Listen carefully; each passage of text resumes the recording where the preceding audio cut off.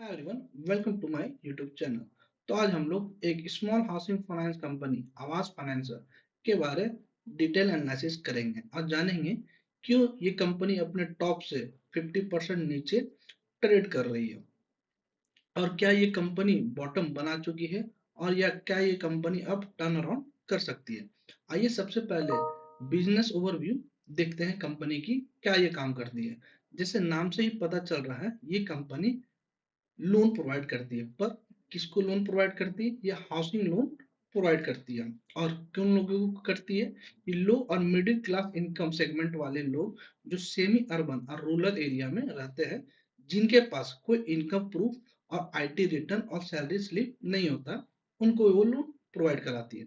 अगर इनकी फुटप्रिंट देखें तो ये बहुत सारे स्टेट में इनकी ब्रांचेस है और टोटल ब्रांच 346 ब्रांचेस है, जिसमें कि सबसे ज्यादा राजस्थान में 103 ब्रांचेस है।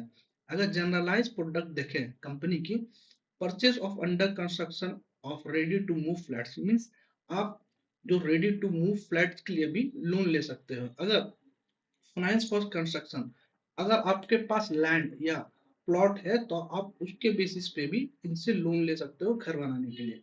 अगर यहाँ पर होम एक्सटेंशन देखें तो आप देखोगे कि कंपनी इनको भी लोन प्रोवाइड कर रही है जिनको एडिशनल रूम या फ्लोर बनाना है।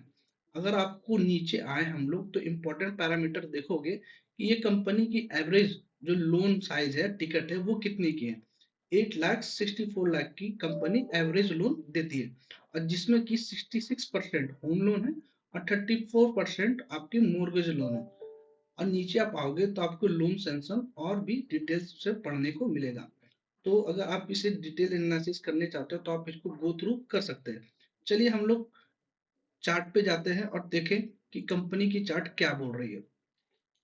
ये कंपनी 2018 में लिस्टेड हुई थी और 2020 पे अपनी टॉप बनाई थी 2000 रुपीज की। अगर आप 2020 के ही मई पे देखोगे तो ये कंपनी अपनी लो भी बनाई थी 1000 रुपीज के अराउंड पे और उसके बाद से फिर से ये टॉप बनाई है 3000 रुपीज की।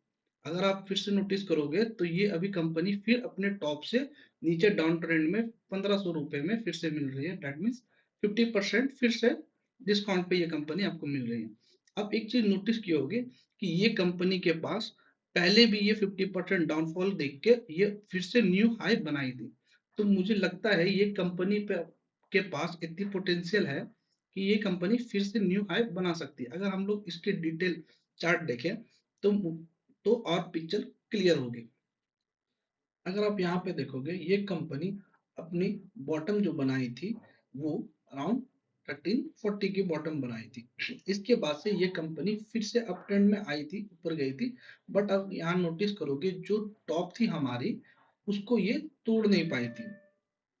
1800 की टॉप को टच करके फिर से ये नीचे की पैटर्न फॉलो की और एक चैनल पैटर्न पे ये ट्रेड की छोड़ी दी। अगर आप ये देखोगे तो एक ये चैनल पे ये ट्रेड की।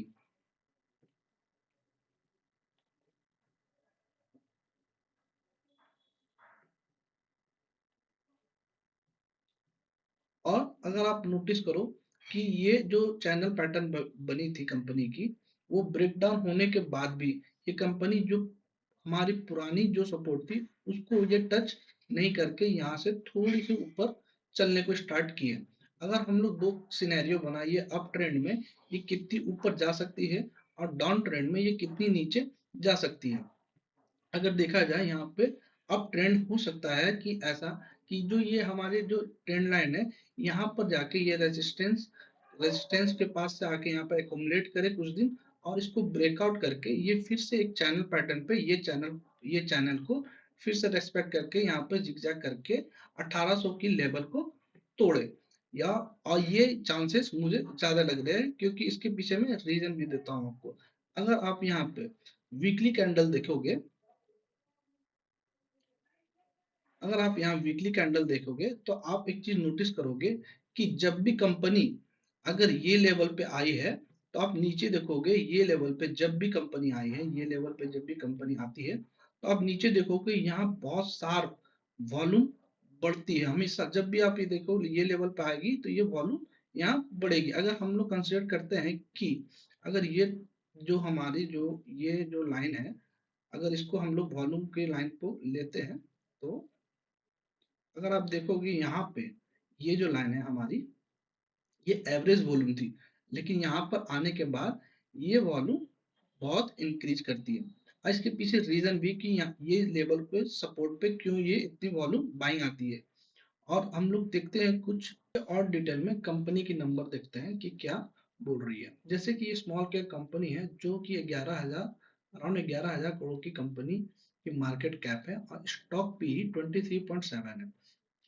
ROCE 9.51 और ROE 14.1 है। अगर हम लोग नीचे आते हैं तो देखो आप यहाँ पे कंपनी लास्ट 5 ईयर से 35.8 CAGR से प्रॉफिट ग्रोथ दिखाई है और लास्ट 10 ईयर से सेल्स ग्रोथ में 43.8% से दिखाई है।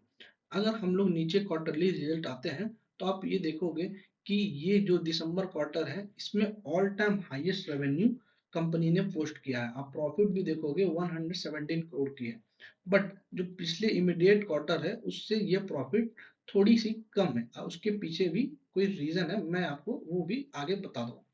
अगर आप दिसंबर क्वार्टर को देखोगे पिछले साल के दिसंबर क्वार्टर से, जो कि 107 करोड़ से 117 करोड़ हुई है और सेल्स में भी 411 करोड़ से 508 करोड़ हुई है। जो इम्पोर्टेंट चीज है, जो मार्जिन कम हो रही है कंपनी की, वो यहाँ पर नोट करने वाली बात है कि क्यों मार्जिन कम हो रही है। अगर आप यहाँ देखोगे ये क्वार्टर दिसंबर क्वार्टर जो सबसे ज्यादा कम मार्जिन आई है। मैं आगे आपको डिटेल में बताऊंगा कि ये मार्जिन क्यों कम आ रही है अभी। और नीचे आते हैं, अगर हम लोग ईयरली वाइज भी देखें तो ट्रेलिंग 12 मंथ में और ऐसे भी मार्च 23 में ये all time highest revenue post कर रही है और all time highest net profit भी पोस्ट की है कंपनी ने। अगर यहाँ कंपाउंडेड सेल्स ग्रोथ देखें लास्ट 10 ईयर से 57% की है और ट्रेलिंग 12 मंथ में 26% की है।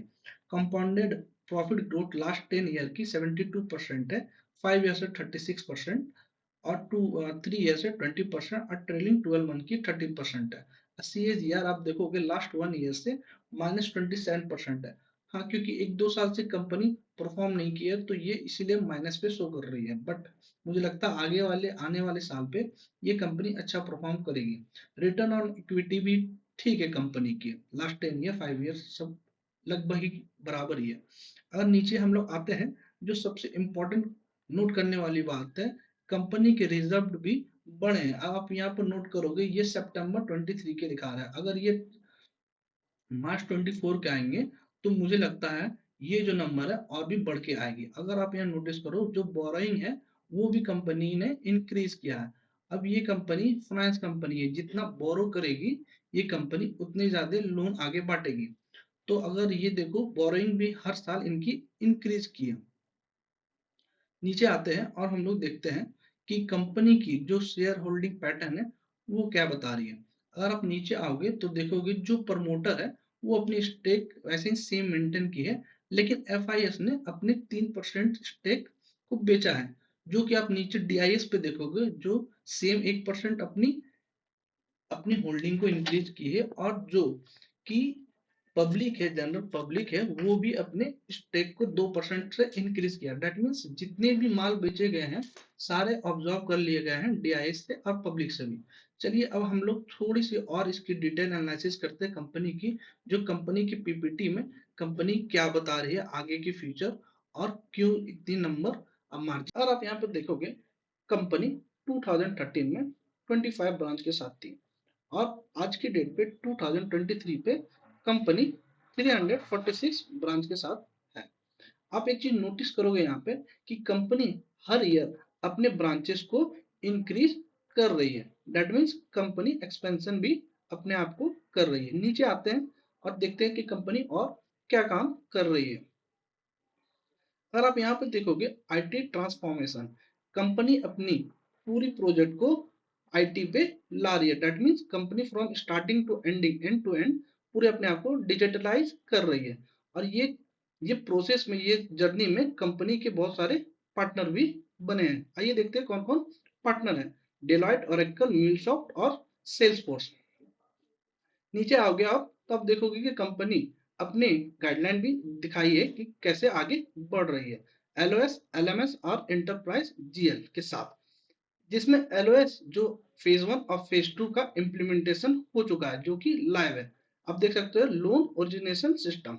अगर ये लाइव होने के बाद कंपनी को क्या फायदा हुआ, आइए वो देखते हैं। More than 1 lakh login successfully through LOS. और सेकंड पॉइंट आप देखोगे 4500 करोड़ से भी ज्यादा केसेस सेंक्शन हुई है न्यू एलओएस के लॉन्च के बाद। अगर आप थर्ड पॉइंट पे आओगे तो कंपनी ने टाई अप किए 23 बैंक के साथ, जो कि उन्हें real time real time bank statement भी एक्सट्रैक्ट करके देने वाली है।